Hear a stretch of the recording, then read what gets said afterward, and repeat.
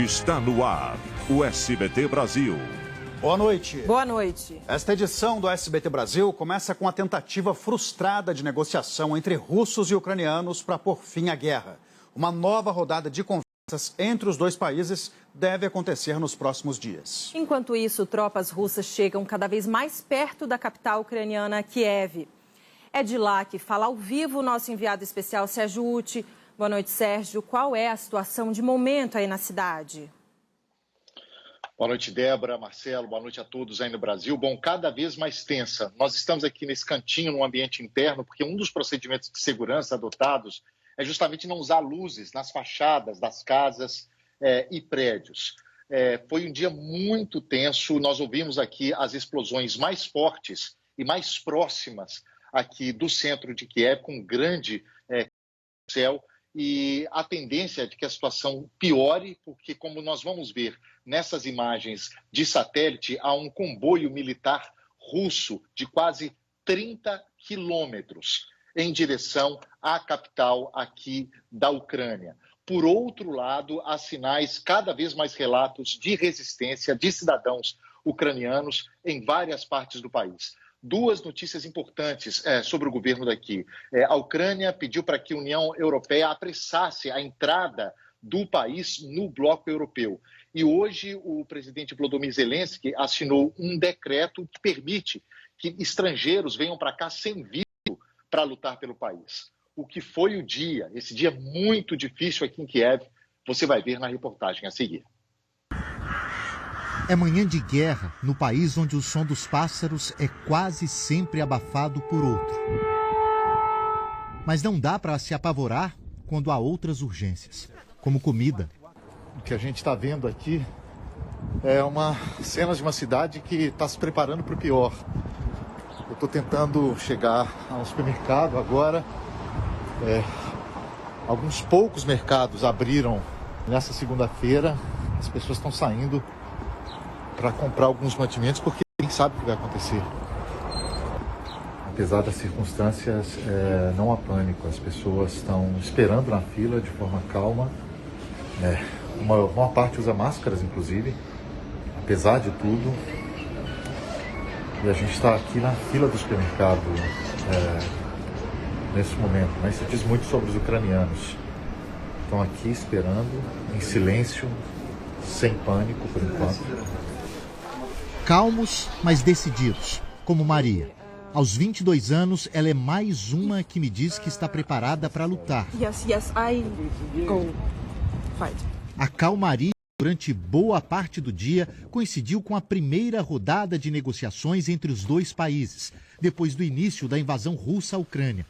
A conversa aconteceu na fronteira ucraniana com Belarus, país que apoia a Rússia e que acabou de mudar a Constituição para permitir que armas nucleares sejam guardadas em seu território. Não houve avanço nas conversas.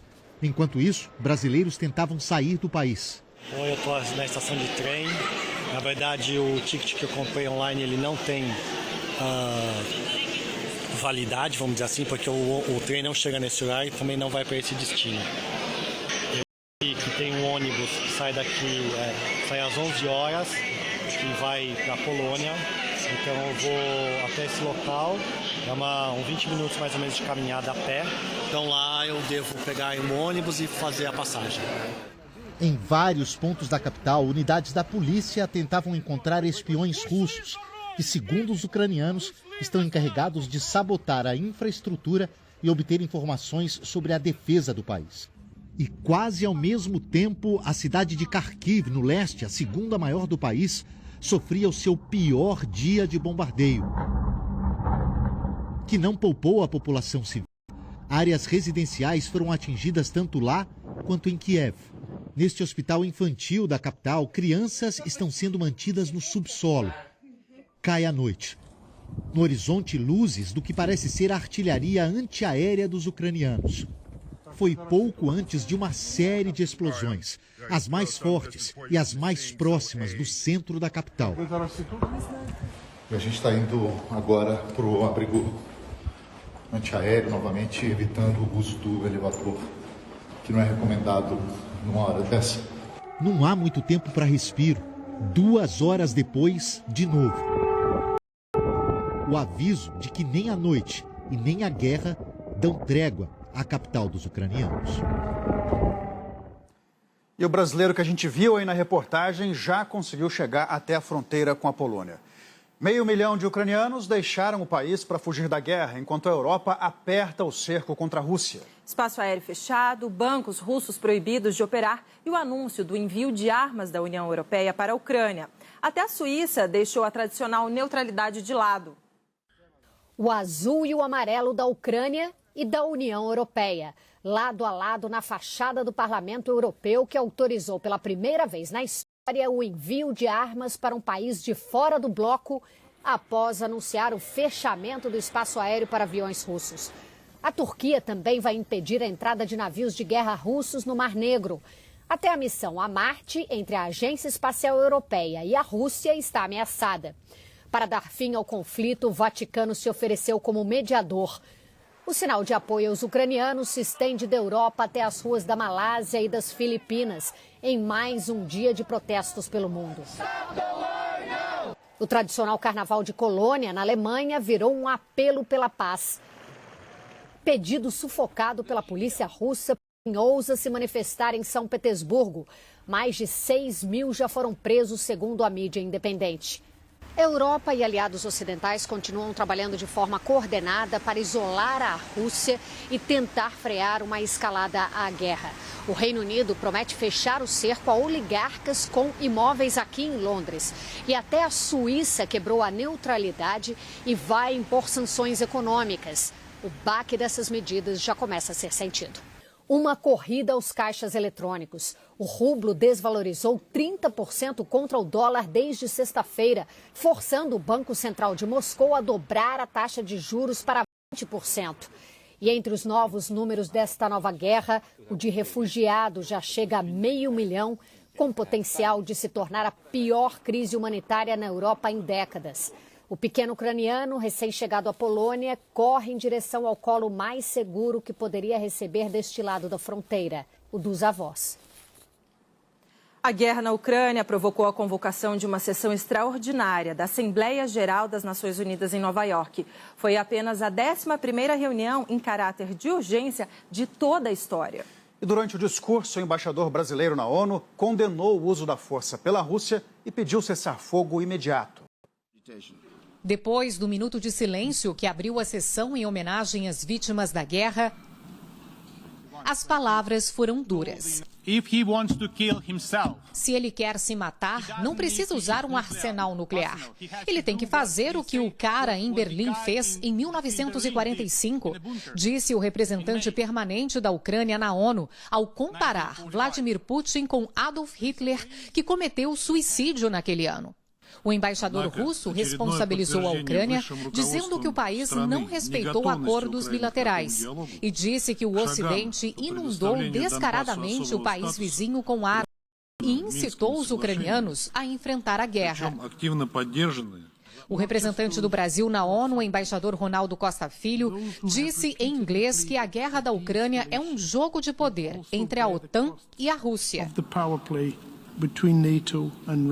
O diplomata brasileiro afirmou que a rápida escalada de tensão pode colocar toda a humanidade em risco, mas que ainda dá tempo de pará-la. E reiterou que o Brasil pede um cessar-fogo imediato na Ucrânia. Na reunião de emergência aqui em Nova York, o secretário-geral das Nações Unidas disse que a invasão militar da Rússia na Ucrânia escalou para uma violação dos direitos humanos. Antônio Guterres afirmou que o resultado inevitável da guerra serão as mortes, a fome, a pobreza e a crise econômica. Em Genebra, na Suíça, Michelle Bachelet, que lidera o Comitê de Direitos Humanos das Nações Unidas, condenou as mortes de civis. 102 killed, including 7 children. A ONU contabiliza 102 mortes do lado ucraniano, incluindo 7 crianças, mas admite que o número pode ser bem maior. Entre as vítimas está Polina, morta juntamente com os pais por atiradores russos. Em Washington, o presidente Joe Biden disse que os americanos não devem temer uma guerra atômica, um dia depois de Vladimir Putin deixar as forças nucleares em alerta. Biden deverá anunciar novas sanções contra a Rússia após a reunião por videochamada com outros líderes do Ocidente. A Embaixada da Ucrânia ainda espera uma resposta do Itamaraty sobre um pedido de ajuda humanitária feito na semana passada. Pelo menos 80 brasileiros já conseguiram deixar o solo ucraniano, incluindo jogadores de futebol. Nesta segunda-feira, um grupo de pessoas fez um ato em defesa da Ucrânia em frente ao Congresso Nacional. Acho que esse é o momento de fazer uma coisa útil uma vez na vida, pelo mundo. O Itamaraty informou que dos mais de 500 brasileiros que vivem na Ucrânia, pelo menos 80 deixaram o país. Esse artista plástico paulista, que mora há 8 anos em Kiev, ainda não conseguiu sair. Falaram que a gente pode demorar até 4 dias para passar a fronteira, mas eu não tenho a menor ideia. Não sei o caminho, se a gente vai poder depois parar e comprar mais algumas coisas. Este mineiro, que se mudou para a Ucrânia para estudar medicina, está desde sexta-feira tentando deixar Kiev com 2 amigos. Sem conseguir embarcar em um dos trens, ele se queixa da falta de apoio do governo brasileiro. Olha o famoso trem de graça aí, ó. Impossível entrar. A gente está aqui, não vai perder esse trem, não tem como entrar, vamos para o próximo. O encarregado de negócios da Ucrânia no Brasil afirmou nesta segunda-feira que a Rússia comete genocídio e crime de guerra e criticou a neutralidade do presidente Jair Bolsonaro. Eu penso que o presidente do Brasil está mal informado.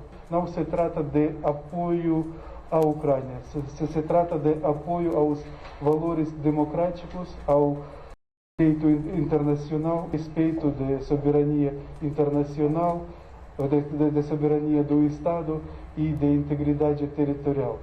Neste domingo, o presidente Bolsonaro reiterou que a posição do Brasil é pela neutralidade e disse que é um exagero tratar o conflito como um massacre. Nós não vamos tomar partido, nós vamos continuar pela neutralidade e ajudar no que for possível, busca da solução. Não há interesse, eu entendo, né, por parte de um chefe de Estado como o da Rússia, praticar um massacre onde quer que seja. O chefe da Embaixada da Ucrânia no Brasil também disse que ainda não recebeu resposta do Itamaraty sobre um pedido de ajuda humanitária.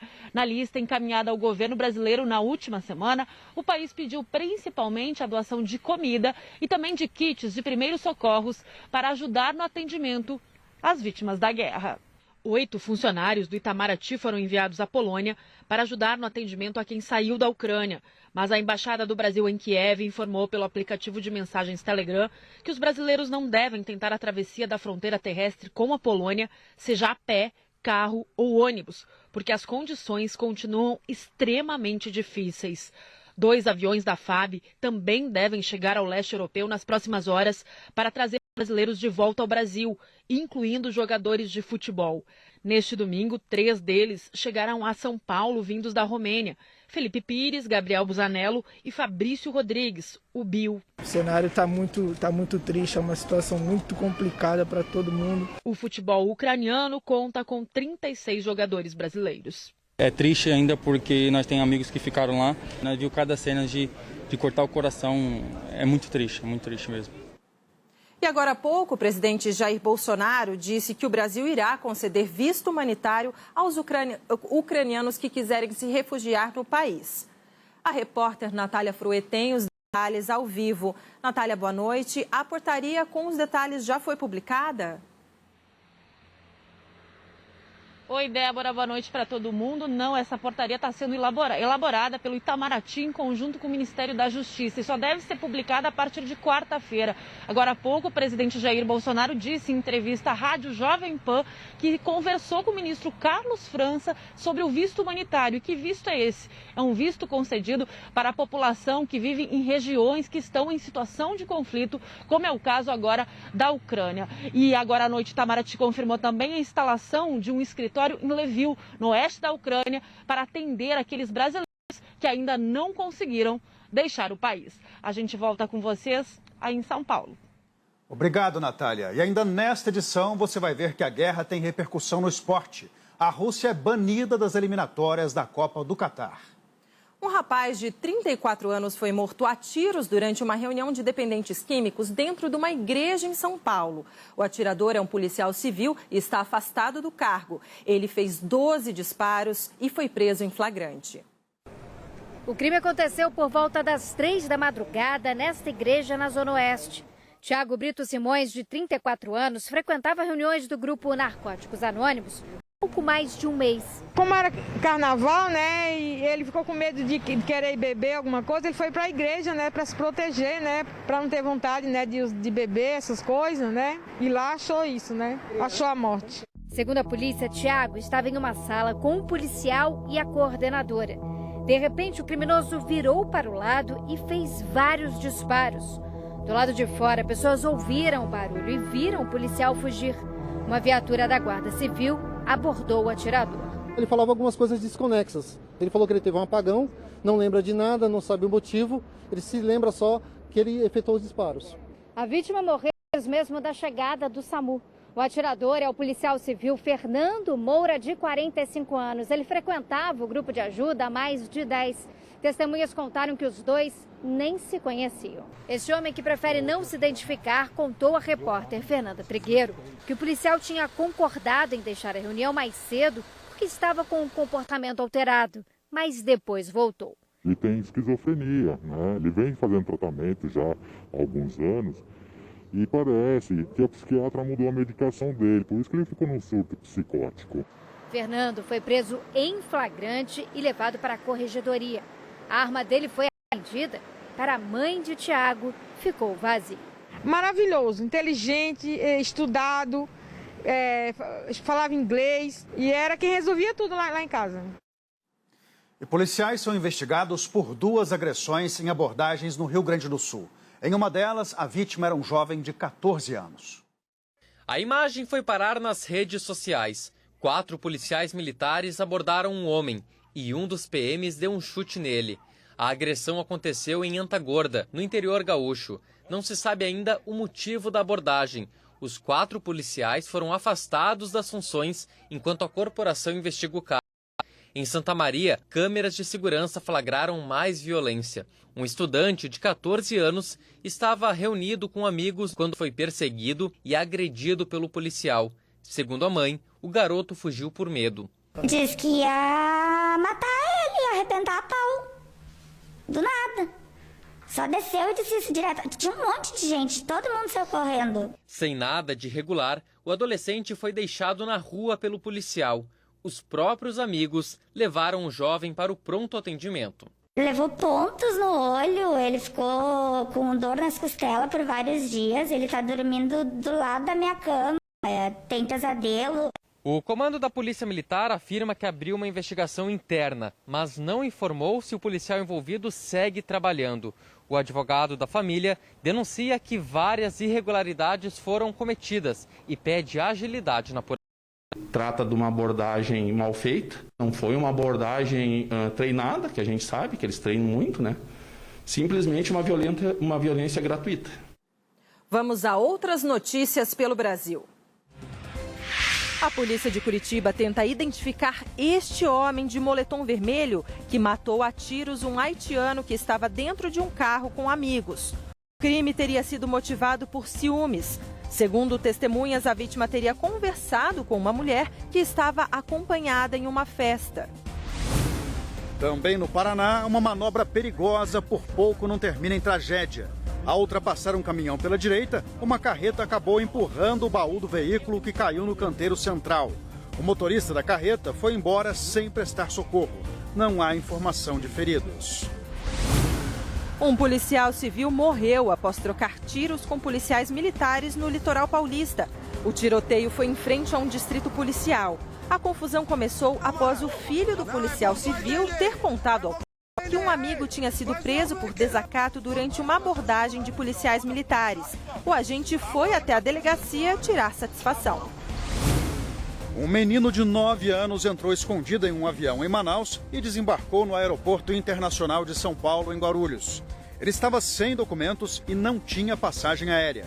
A companhia disse que está apurando como a criança conseguiu embarcar. No Rio de Janeiro, muita gente desafiou a decisão da prefeitura que proibiu os blocos de rua no carnaval. A animação é de quem ignorou as regras. Eu acho que a gente merece um pouquinho de alegria no meio disso tudo, né? Para esta foliã, deveria ser proibido proibir. Tá rolando, só que a diferença é que a gente não tem banheiro químico, não tem infraestrutura, não tem nada. Outros questionavam a autorização para festas particulares de carnaval. O espaço fechado já foi comprovadamente testado pela ciência que ele contribui mais pela proliferação do vírus do que na rua e o espaço aberto com ventilação. Alguns encontros começaram com uma pequena rodinha de samba e muitos viraram multidão. À noite, aglomeração gigantesca na Assembleia Legislativa. E na Zona Norte, um folião subiu no blindado da PM como se fosse um carro alegórico. Como os blocos oficiais não estão participando da festa, quem quer cair na folia clandestina usa as redes sociais para saber onde tem carnaval de rua. Em 2 dias, 8 blocos foram dispersados por fiscais do município. Se forem identificados, os organizadores dos eventos podem ser multados em até R$10 mil. Mas a Prefeitura do Rio admite, não é fácil impedir que os foliões saiam às ruas e se aglomerem. Quando a multidão já tem um determinado volume de pessoas, né, o nosso trabalho é um trabalho de monitoramento e de redução de danos, né, de organização do espaço para evitar o fechamento de vias, para evitar, por exemplo, episódios de confusões no local. E para quem quis confusão, um programa totalmente liberado foi a praia. Se há 2 anos havia 6 blocos em Copacabana, dessa vez a agitação foi só a do mar. Uma tranquilidade só e dá para aproveitar melhor essas belezas naturais que o nosso Rio tem, né? Tá top, realmente está espetacular. Veja a seguir, FIFA exclui Rússia das eliminatórias da Copa do Catar. Bombeiros encerram buscas em ponto mais atingido por deslizamentos de terra em Petrópolis. A preparação do Fluminense para o jogo decisivo da Conmebol Libertadores. Relatório Mundial sobre Clima faz alerta sobre impactos irreversíveis. Nós voltamos já.